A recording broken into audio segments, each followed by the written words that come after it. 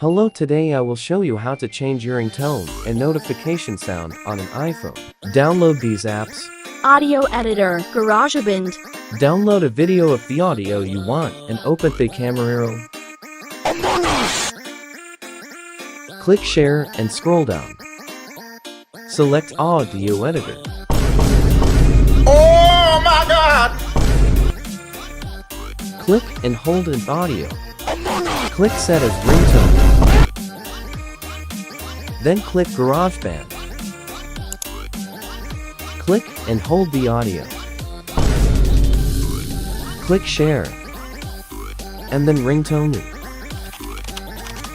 Name the audio. Now go into your settings. Click sound and haptics. The sounds will be down here, and just click on Oni to change it. Find your custom ringtone and click it. It will immediately change into your new sound. Now you can change any of the available sounds to whatever sound that you want.